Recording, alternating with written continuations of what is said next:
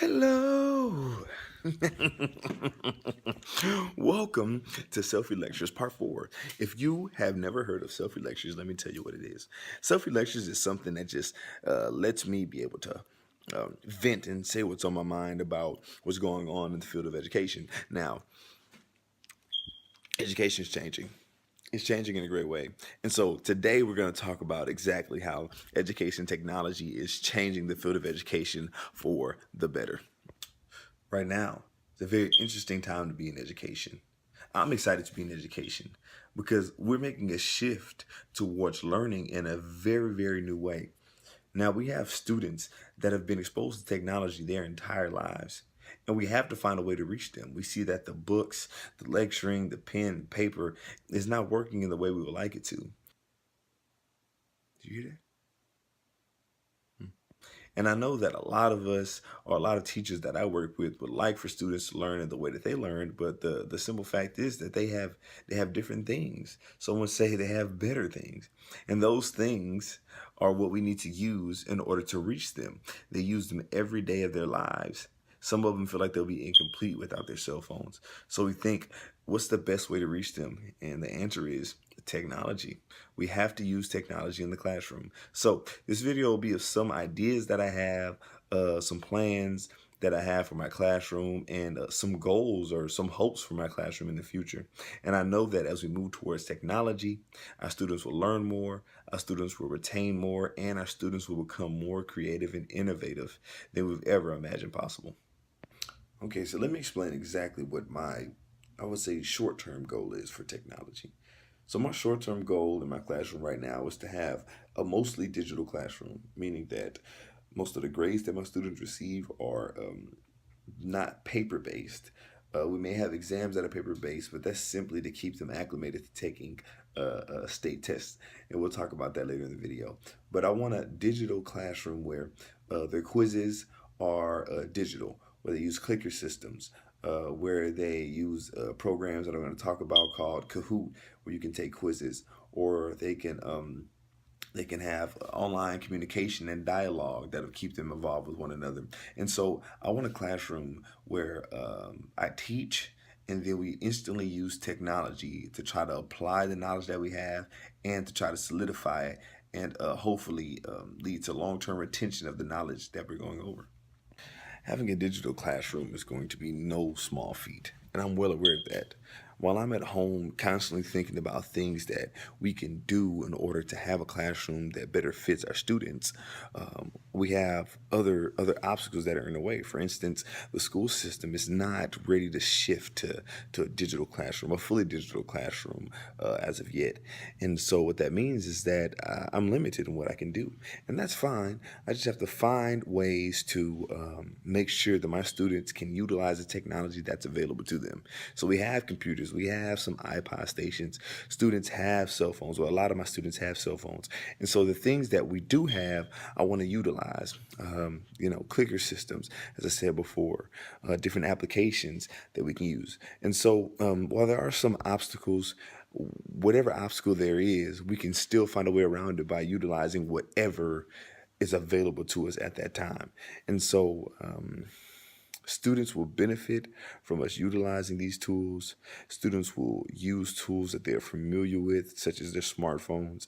And it also teach teachers. It also teach teachers how to use these devices so that they can prepare students to live in the modern society. Look who just hopped in. Hey, give me some ideas. Give me some ideas. Give me some ideas. You don't have any either? So far, my experience with educational technology has not been extensive. It has not been exactly where I wanted it to be. And that's because of some of the obstacles that I spoke about before. We have a lot of things at our disposal, but when I've tried to use technology in the past, either it was malfunctioning, it didn't work correctly, or I didn't have the skill set or the knowledge to actually make it happen in the classroom, or one class period, it was easier to implement because of the procedures that are in place, or the lack of not lack of behavior problems, but because there were no behavior problems within the classroom, or things like that, things that are unforeseen issues that stopped me from having good experiences with technology. And so trying to implement the clicker systems was a challenge for me. Trying to implement smartphone usage with the Kahoot app was a challenge for me in a lot of different ways. For instance, the Wi-Fi signal at my school is very weak. It's very weak, and so um, and students don't have access to their own cellular data in the building because it's a very old building. And so the Wi-Fi signal, uh, lack of a Wi-Fi signal stops students from participating in Kahoot activities. So while we're trying to answer the questions and try to get feedback and things like that, some students weren't able to answer, some groups weren't able to answer, and because of that, the activity was not as successful as I wanted it to be. On the other hand, when we use the clicker system, some clickers, the batteries die out, which is unforeseen because I changed the batteries in most of them, not all of them. We didn't have enough batteries.